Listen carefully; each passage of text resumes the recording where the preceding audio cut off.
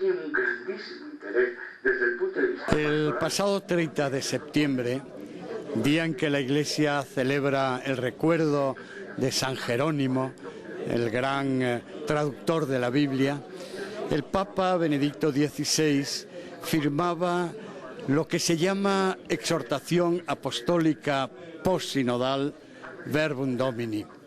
Es el documento que recoge todos los trabajos que a lo largo de varias semanas 2 o 3 centenares de obispos, teólogos y otros representantes trabajaron acerca de la palabra de Dios en octubre del año 2008. Es un documento largo, es un documento a veces difícil, pero es un documento interesantísimo. Básicamente se compone de 3 grandes partes.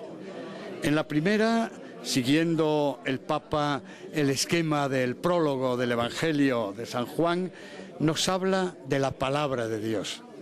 ¿Qué es la palabra de Dios? ¿Por qué Dios se ha abierto al hombre?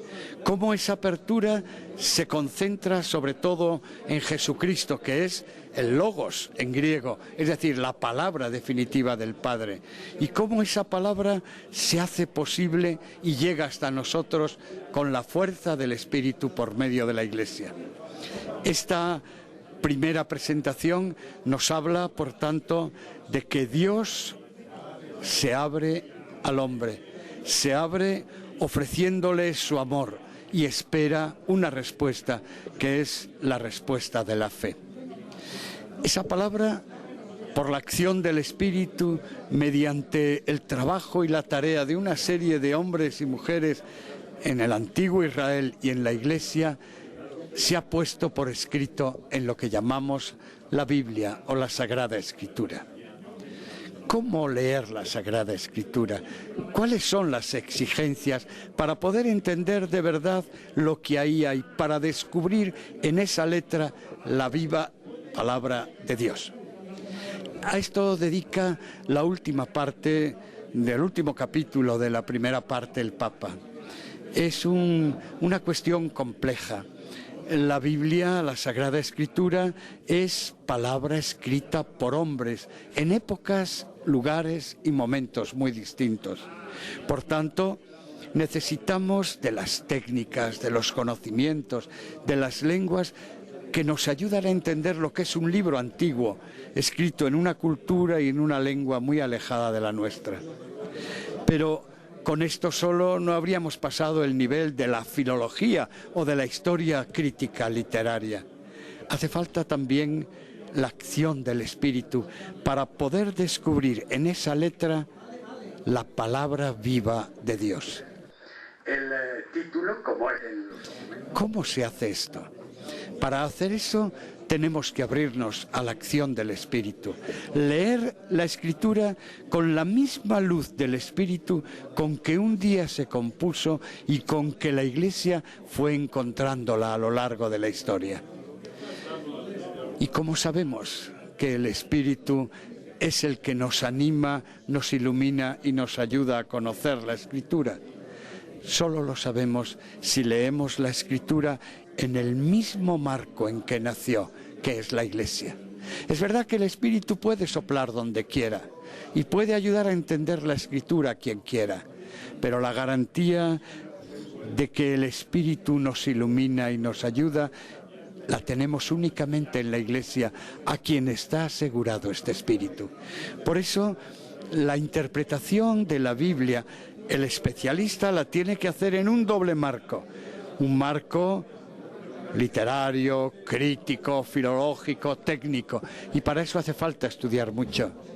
Pero necesita también la apertura al Espíritu, leer la Escritura de acuerdo con la Iglesia, hacerlo teniendo en cuenta que es un único libro cuyo único autor es el Espíritu, teniendo en cuenta que solo la tradición viva de la Iglesia, donde vive el Espíritu, nos hace revivir esa palabra y darle su dimensión actual, y al mismo tiempo en comunión con la Iglesia, en concordancia con la fe que profesamos. Esta doble interpretación es lo que les llama la exégesis crítica y la exégesis teológica. Y hay todavía un último paso, que es la exégesis, la interpretación espiritual. La Biblia no se lee y se interpreta por curiosidad, ni solo para hacer grandes teorías, sino para que alimente nuestra alma y nuestro espíritu. Conocimientos técnicos, apertura al espíritu en la Iglesia, apertura del corazón a la palabra de Dios. Estos son los tres momentos que nos invita la exhortación postsinodal precisamente a utilizar y a llevar a cabo en la lectura de la Iglesia. Después de esta primera parte, que es más doctrinal, hay una segunda parte en la cual se nos habla de cómo esta palabra de Dios es entendida en la Iglesia. La palabra de Dios y la escritura en la cual esa palabra de Dios está escrita se oye sobre todo y principalmente en la celebración litúrgica. Ahí es donde esa palabra, cuando se proclama, se convierte en palabra que nos desafía, nos reta, nos convierte, nos hace unirnos en Iglesia, nos confronta con nuestra propia palabra y nuestra propia vida. Por eso es tan importante cuidar esta proclamación. Primero, cuidar los libros leccionarios en los que la Iglesia lee la palabra de Dios, cuidar después a aquellos a quienes lo leen. Deben conocer que es la palabra de Dios, los lectores deben tener una preparación técnica. Por eso es tan importante la homilía del sacerdote, que forma parte de la liturgia y que es como el desmenuzar esa palabra para descubrir a los fieles cristianos su dimensión actual y su dimensión constructiva. Por eso es tan importante también la palabra con la que rezamos. Decía San Agustín que Dios nos habla cuando leemos la Escritura y que a Dios hablamos cuando con la Escritura rezamos, sobre todo los salmos, la lectura de la Escritura hecha con espíritu piadoso, siguiendo el método de la lectura orante, es decir, la lectura pausada. ¿Qué dice el texto bíblico? La meditación lenta y tranquila. ¿Qué me dice el texto bíblico? La oración consiguiente. ¿Qué digo yo a la escucha del texto bíblico? Y la contemplación. ¿Qué me comunica Dios en este texto que acabo de leer? Hay un último paso que se debe dar siempre. ¿A qué me impulsa? ¿A qué acción me lleva el texto bíblico? Este tipo de lectura, que no es estrictamente litúrgica, sino que es personal o comunitaria, es la lectura orante o la lectio divina, como se llama, un modo de leer la Escritura que la exhortación aconseja a todos los cristianos. Para ello necesitamos buenas traducciones, si es posible hechas con hermanos cristianos de otras confesiones, para que nos sirvan para todos y la Biblia deje de ser un libro de disputa y se convierta en libro de concordia de todos los que creemos en Cristo. Este tipo de conocimiento de la Biblia debe animar toda la pastoral. El pastor, el animador bíblico, el catequista, el profesor sabe que la palabra de Dios es la base de todo lo que dice y de todo lo que enseña. La exhortación no propone una pastoral bíblica específica, nos invita más bien a fortalecer la dimensión bíblica, la animación bíblica de cualquier actividad pastoral que llevamos adelante. Finalmente, la última parte de la exhortación nos confronta con el mundo. ¿Podemos anunciar de manera significativa la palabra de Dios a este mundo en el que vivimos? ¿A esta sociedad que no cree en nada?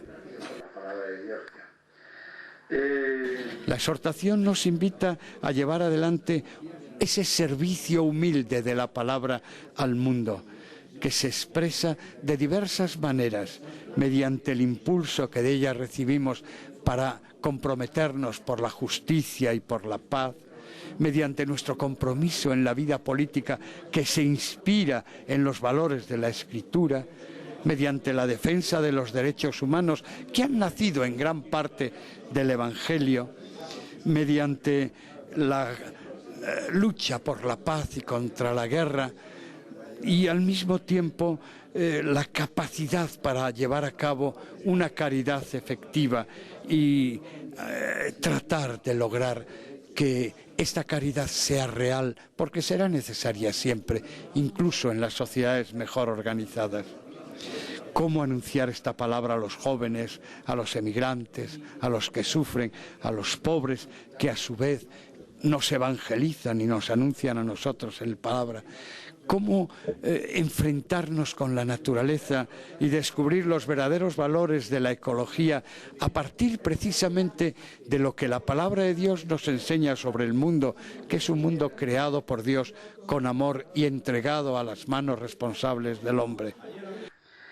En la exposición que... Como por otra parte esta palabra la podemos hacer viva en cualquier cultura, y cómo con la palabra de Dios en la mano podremos entrar en diálogo religioso con otras religiones, con el judaísmo, por supuesto, con el que compartimos gran parte de nuestra Biblia, con el Islam, que tiene muchos elementos bíblicos, incluso en el Corán, con religiones que tienen grandes valores, como el budismo, el hinduismo, incluso el sintoísmo, que tiene unos elementos de fidelidad y de sobriedad ciudadana. Todo este mundo es el que se encierra en esta exhortación de después del sínodo. Su nombre, Verbum Domini, la palabra del Señor. Su riqueza inmensa, los desafíos que nos propone apasionantes. Merece la pena leer, comentar y reflexionar sobre este documento. No se ha tocado en los documentos nada, que se ha pensado menos